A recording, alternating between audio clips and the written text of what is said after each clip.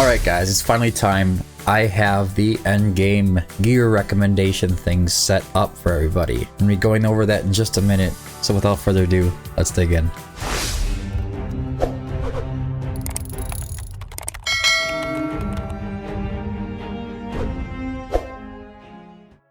Alright, so let's get over to the gear recommendation settings. I do know now that if you go and click on gear, and you can click on one of the items and then click on sell, and you can hit recommendation settings here.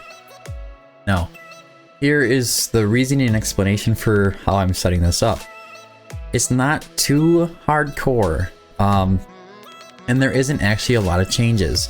I'm not really sure why they didn't make some of these changes themselves, but it is nice to be able to modify this yourself. As far as the first damage focus set, we're looking for attack bonus, defense bonus, and HP bonus on all of the damage sets. In reality, what you really want to get it in is Infernal Roar, Soulbound Arcana, Aegis Wrath, and Hell's Lament, but this will work throughout the early to mid game as well, and we want to make sure we get defense bonus and HP bonus included, because we do have some of those heroes that do HP percentage and defense percentage damage.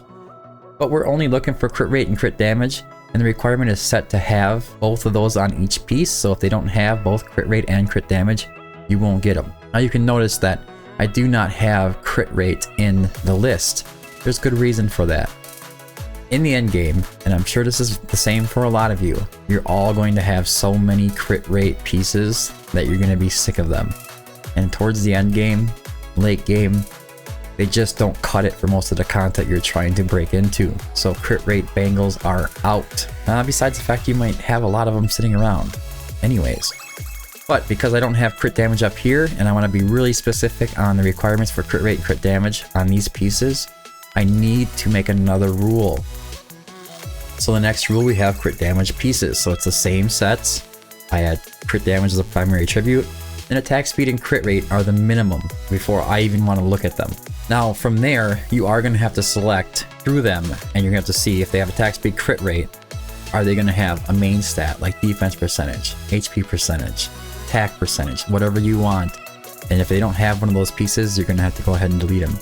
The reason I don't put it in the recommendation settings is because, first off, if it's a crit damage piece and doesn't have attack speed and crit rate, I don't want it. Period. So, with that being said, if I added attack percentage, defense percentage, and HP percentage down here, and then made the rule to require 3, it could just be holding the pieces that have those 3 main stats on it with a crit damage main. I don't want to mess around with that. My baseline is going to be crit damage with attack speed and crit rate on the damage sets, and then I will look through them myself to find if they have any good main stats and see if they're worth rolling. Now, support focused. This is the default. All I did is make it so it requires 4 of the secondary substats instead of 3. I don't really want to mess with it if it doesn't have 4. Most of the pieces at this point in the game, I've searched through and found a whole bunch of pieces that I do want to keep.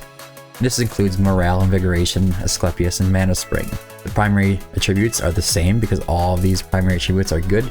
You could opt out of Healing Effect at this point if you have a lot of Ancients that have rolled with it, and you probably wouldn't need any more of them by now.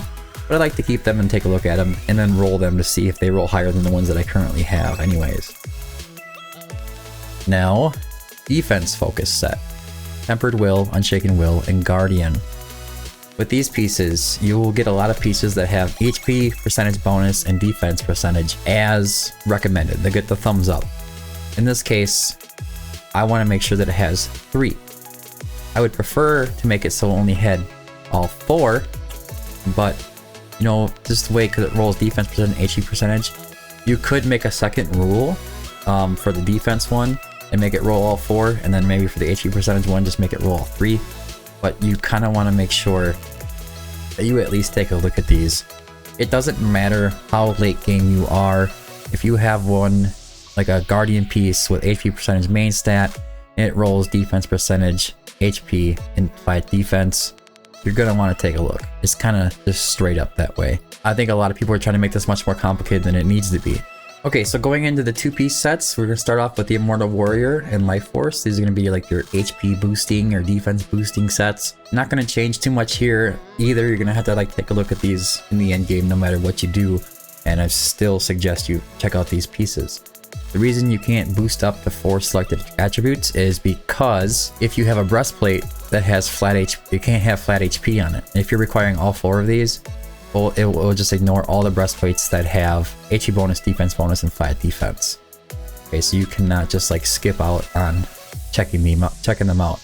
You do on the weapon, it would work perfect if you just did it for the weapon. And you can't really edit from breastplate to weapon, so it's just going to be for the set itself. You're kind of restricted to only doing 3 here. Now on Light's Grace, that's going to be Light's Grace and Salvation. These are your basically your healer kind of sets. They're going to give you some rage regen, they're going to give you some healing effect or whatever. But attack speed, healing effect, and rage regen is going to be pretty much a requirement because that is what you're shooting for.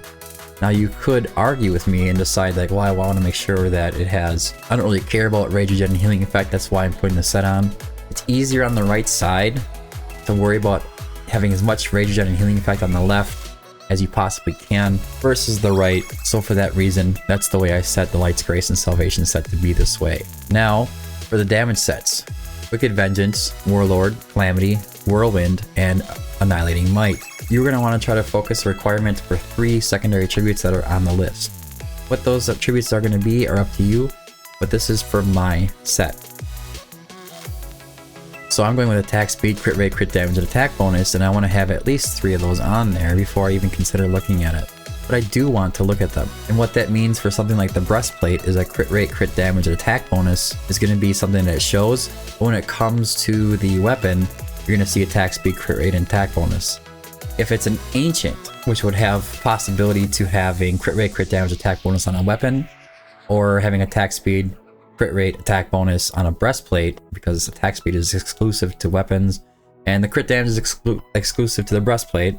The only time you're gonna get like both of these pieces being what you want is when they're gonna be ancients. And that leaves me with the end of this. Before I show you the code, just have to clarify to you guys that for the recommended gear, all ancients will still remain with a thumb up.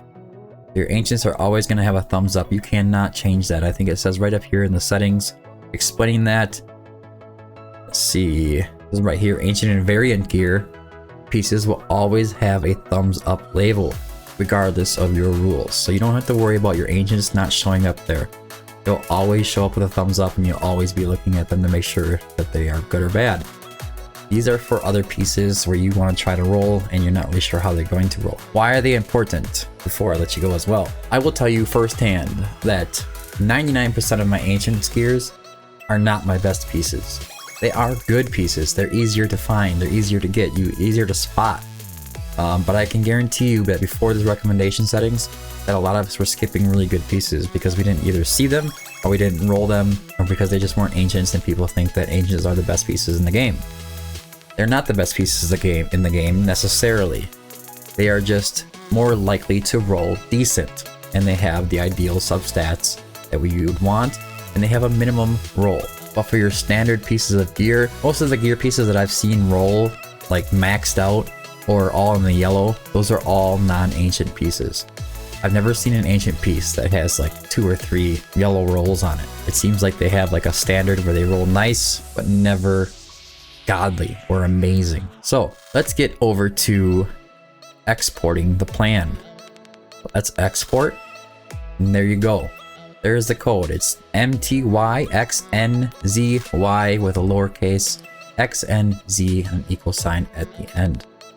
I will be posting this code into my Discord on a specific channel, and if you do have any suggestions or recommendations, or maybe I missed something in there that I'm just not seeing for some reason, go ahead and either post it on YouTube or join the Discord and let me know. I'm happy to hear your discussions and your ideas on this, and I'm happy to make changes to the plan. But with that being said, that's all I have for you right now. I will be doing I wouldn't say I'm going to be doing like an early game. I think in the early game you should just use the default. But I will be doing like more of a mid to late, where it's a little more strict, but it's not like that crazy. And I will also post that code as well, but it's going to be very similar to this one. It's just going to be a little less restrictive. But anyways, I hope you found this video helpful. If you did, don't forget to like and subscribe. Also, join that Discord like I was saying. It's down in the description below. Come in there and have discussions about this. I'm happy to hear your thoughts on the gear plans Happy to hear your thoughts on my gear plan specifically. You might have to go in there and you might have to actually message me directly, because sometimes I'm not really good at checking the general chats and stuff to try to find when somebody tags me in something. It's difficult sometimes. But anyways, that's all I have for now. Thanks for tuning in, and until next time, keep digging.